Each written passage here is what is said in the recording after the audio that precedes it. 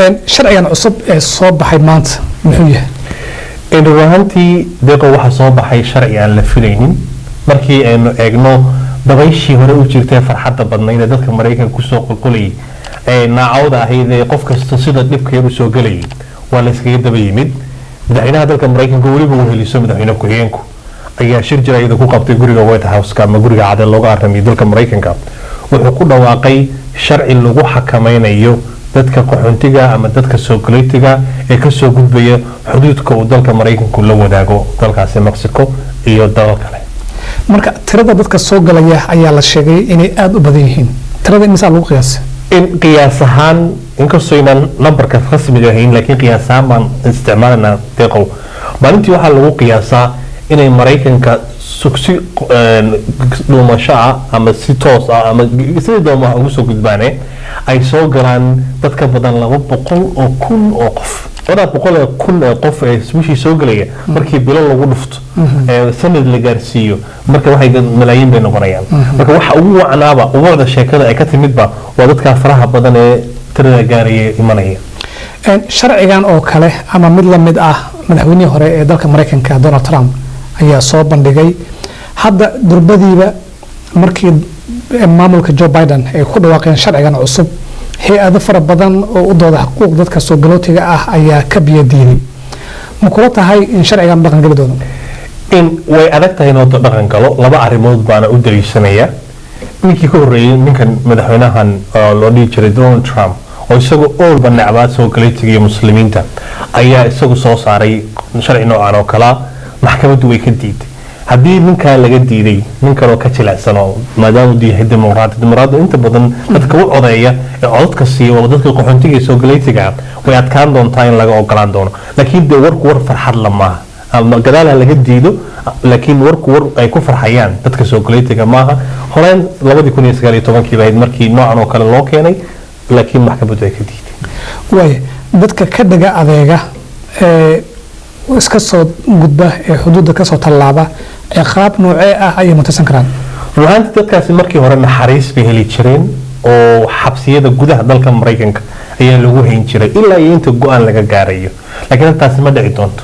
hadda ciqaabta ugu daran ay mutaysan doonaan waxa weeye in dib loo celiyo bataatanba markii saas gacanta loogu dhigo in dib loo celiyo oo lagu celiyo wadamada Latin America ee ka soo galeen oo Mexico ay kamid yihiin xataa waxa jira warar sheegaya in dadka qaarkood haddii ka yimaadeen qaaradda Afrika ay dhici karto in qaaradda Afrika lagu celiyo waxa kaloo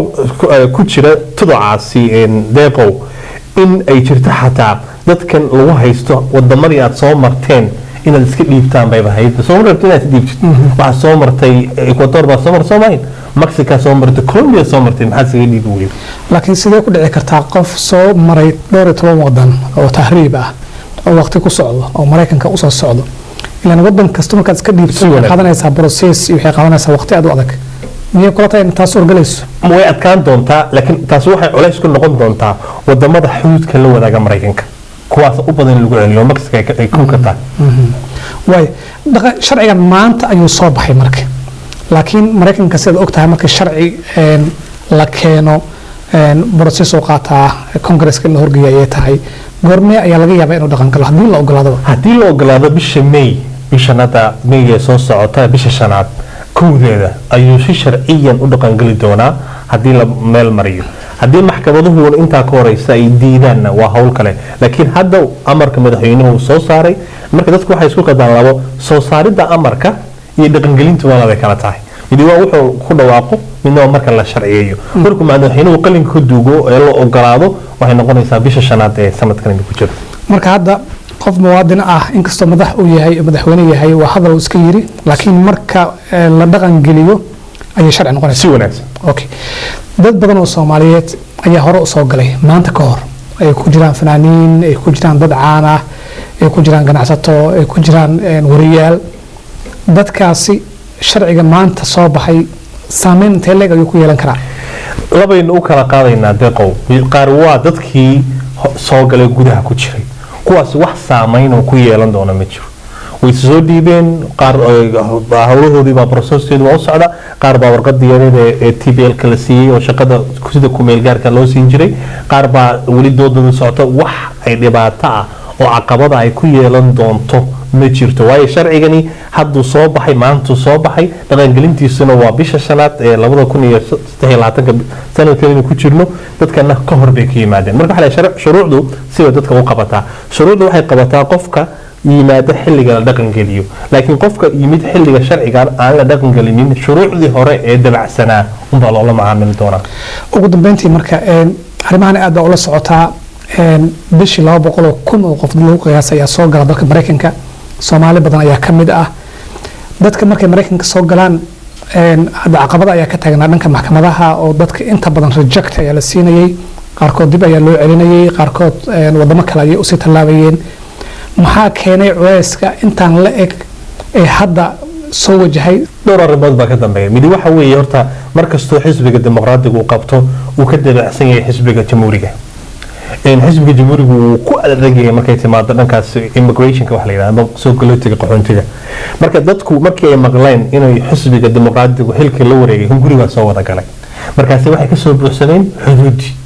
dad fara badan saasay ku soo galeen oo suurto gelisay marka tiradii sidaan ka wada hadalay 200,000 ee qof markii qof kasta uu sheego jidkii uu fudud yahay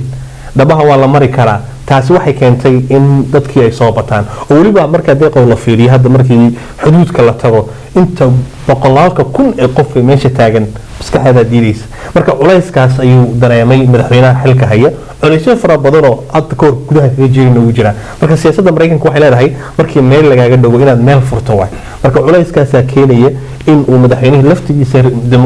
dimuqraadigu uu maanta yiraahdo waxaan go'aan ku gaaray inaan xakameeyo dadka xuduudka soo gudbaya inkastoo jiraan hab kale oo deeqo la yiraahdo CBP form CBP formku uu ka duwan yahay tirada la qaadanayana way kooban tahay kaasi waa form qofku banaanka uu ka joogo xuduudka banaanka dhanka Mexico markuu daanta Mexico markuu joogo ayuu online ahaan ku buuxinaya uu submit buu leeyahay uu soo diraya markii la diro saraakiisha waaxda socdaalka ayaa qiimeyn ku sameynaysa way eegayaan markay eegaan haddii qofkaas yahay qof u qalma way u ogolaanayaan inuu soo galo waxa la siinayaa warqad ku meel gaara muddo 2 sano gudahooda dalka Mareykanka uu ka shaqeysan karaa haddii markaasi deganaanshaha waxa la yiraahdo green card la siiyana oo kiiskiisa uu fududaana waa gool laakiin su'aasha taas ka weyn waxay noqonaysaa dhowr boqol oo kun oo qof markii 30 kun oo qof laga soo qaato 30 qof oo kun oo dunida ka kala imaanaysa deegaanka Soomaaliya ma soo qaadi kartaa you never know ma ogaan karaysa waa fara ku tiris marka waa habka ay ku soo gali karaan waa jidka kaliya ay ku soo gali karaan haddii lacala inay soo galaan ay noqoto way sidoo kale deeqo waxaan karoon rabay inaan ku daro rajadii yareed ee ifaysi ee Soomaalidu waa lahayd haddaad ogtahay dabayaaqadii sanadkii 2022 hadda dhamaaday waxaa jirtay fursad Soomaali fara badan ay Mareykanka ku soo galeen oo ay ku yimaadeen haddana khaldanayn oo fanaaniinta adigu sheegtay wariyaal ay ka mid yihiin jidku markaa uu fududaa laakiin hadda waxay u eg tahay markaas wixii maanta ka dambeeya